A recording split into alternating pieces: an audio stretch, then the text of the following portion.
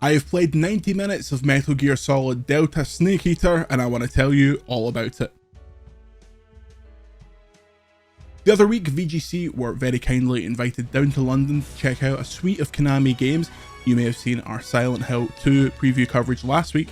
The second game on that slate was Metal Gear Solid Delta Snake Eater. Now, as soon as we finished this demo, which was a 90-minute demo, as soon as we were finished this demo, myself and friend of the site Dan Reichert looked at each other and said, this is exactly what you'd want it to be.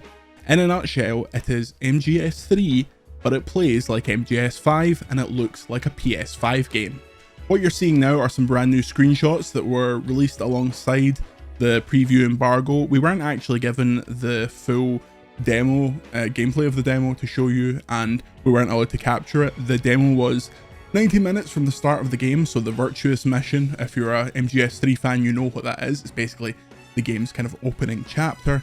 It had the Halo jump, it had the stalking through the alligator pond. All of that stuff has been lovingly recreated in a really nice looking game. The jungle's obviously a lot thicker, a lot more lush. It looks less like a video game level when you go back to the PS2 games, because they're PS2 games. Like, we're not taking digs at them, it's just the reality. When you go back to the PS2 games, it's very obvious where the seams are, it's very obvious where you can go and you can't go, whereas the level in MGS Delta felt much more natural. They didn't expand the areas that we saw, so it's not a case of that entire first area being connected without loading screens. It still has like that opening area with your backpack, and then the area with the crocodiles, and then you start to run into enemies, and it's all segmented like that, which is an interesting approach. When this was first spoken about, I kind of assumed that they would do slightly more in terms of changing the framework of the game itself, but we actually got the chance to speak to Noriaki Okamura, who is a Konami veteran, who is the series producer on this, also worked on Portable Ops and Metal Gear Acid, and he said to us, there are a lot of things that we didn't feel necessary to change. This is one of my favourite titles as well, and since the game was already good to begin with, we didn't want to mess around with the original creative direction of the game. So that's the approach they've taken. It is the same layout and framework as MGS3, the enemies are in the same place, the items that you're expecting to find, like that item in the first kind of hollowed out tree trunk at the start of the game, still there. All of that stuff is where you'd expect it to be. And I want to know your opinion on that. Were you expecting more of a change in the remake? Did you want that first jungle area to be all one kind of self-contained open area like MGS5? Are you happy with the framework staying close? It's like Demon Souls, like Blue Point's Demon Souls remake, where the levels and the layout and the game under the hood feels very similar, but obviously it's brought up to modern standards. One of the main things that's brought up to modern standards is the controls. The game now controls like MGS5, which is a great thing because that is the best an MGS game has ever controlled. When you go back to the PS2 MGS games, and I write this in the preview you can check out on VGC, it feels like for Delta, Konami said, what are the things that don't hold up even if you're playing the game on the Master Collection? Number one, visuals. The Master Collection version looks fine, but it's a dated game, it's 20 years old at this point. Secondly, controls. That original game controls terribly by modern standards, like releasing square to shoot, all that stuff. All that stuff's been taken away. It's a standard third-person action control set, which results in a couple of different things. The first one being it's very easy. So now that Snake is much more mobile, it's much easier to aim down sights and shoot. The shooting feels better. We were popping enemies, we had no problem whatsoever. And similarly, in sections that were going completely quietly, better camera control, better situational awareness. The camera is slightly shifted on Snake in the third person view. It just is a much simpler game. Obviously, that's kind of the clash that you run into if you're designing the game based on the original framework and you add different mechanics, modernized mechanics. It will make things like better or easier. That's kind of what it is. Again, we just saw the Virtuous mission, which isn't a hard mission itself, and I have played through the Virtuous mission 200 times in my life, so I should be able to get through it pretty simply. So I've got my feature up here just so I don't miss anything. A couple of the changes, the camo system is now no longer just locked into a menu. You can see it in game. There's a screenshot that will be in this compilation where you can see all of the camos you have and what their effects are based on the area you're in, which is great.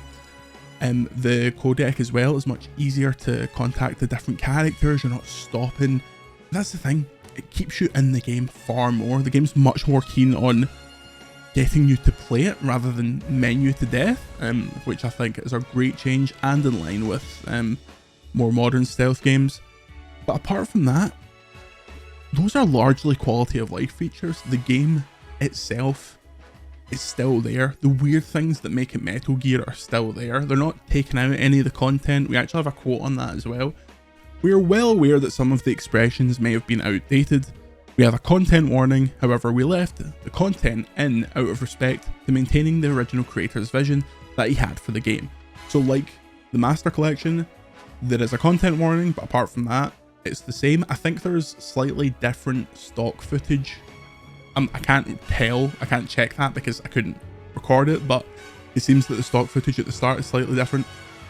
If you remember, during the release of the Master Collection, they had to change some stuff because they couldn't get the rights to it.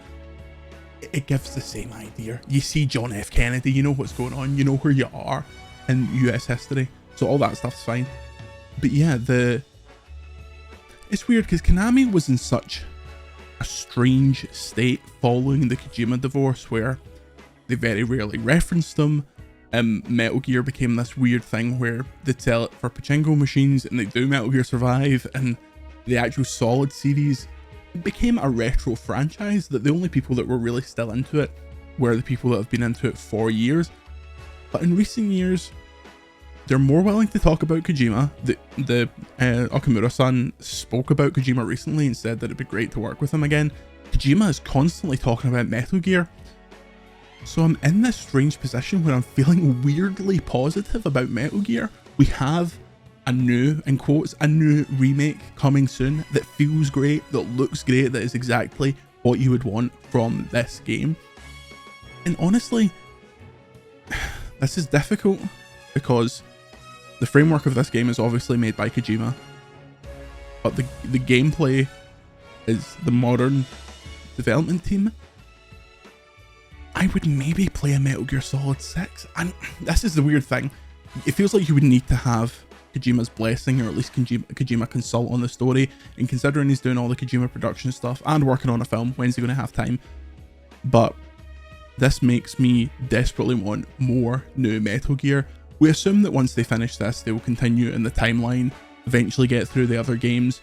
We're probably getting a second Master Collection, which will finally take MGS4 off of the PS3, but I no longer feel a sense of dread that Konami is in charge of Metal Gear. For years, I used to speculate, like, honestly, if Konami keeps not devaluing Metal Gear, but using Metal Gear badly, I used to speculate, like, well, why doesn't Sony just buy the IP and let Kojima have it, or get some of their teams to make remakes of these games? But I'm very, very impressed with Metal Gear Solid Delta. As soon as it was finished, I was like, I would play this whole game right now. It feels that good. It feels so ready for prime time, and I don't know how far along it is because it was originally meant to come out this year, but there's no release date. We were not given any release date. We were told it was what we were playing was very early. And interestingly, inside baseball, sometimes when we play these games at events, as was the case with Silent Hill 2, I believe that was the full game and we were just cut off after a certain point. This was a bespoke demo that as soon as the Virtuous mission ended and that cutscene at the end took place, which the baddies look amazing. The end with these big sticking out eyes, I wish you could have seen it. It was beautiful. As soon as that happened, the demo cut off and started again as if it was like a demo to be shown at a public show. So I'm theorizing that it might be playable at TGS, or at the very least that demo will probably be shown to more press at TGS, so keep an eye out. TGS around the corner. I don't think this timing is coincidental, but yes, in the overall, very positive about MGS Delta Snake Eater. Want to play it straight away. Gameplay is hugely improved. It looks much better, and the changes they have made, the quality of life changes, hugely welcome. So I'm very, very happy with that. One last thing, they teased this and we couldn't really see it in the game itself, but your your like suit, your sneaking suit and your outfit and stuff will take damage, and Snake can take damage as you progress through the game. And they showed like kind of an example of it where if you're not taking care of yourself halfway through the game, like half of your skin is missing, like you're red raw, your shirt's all ripped, your hair's all gone. That was kind of an interesting way to like flex the new mechanical muscles of making it on the PS5. And very finally, you'll notice in this compilation of screenshots, there's a little duck collectible. Dan Reichert found that, and we're not entirely sure what it does in the game.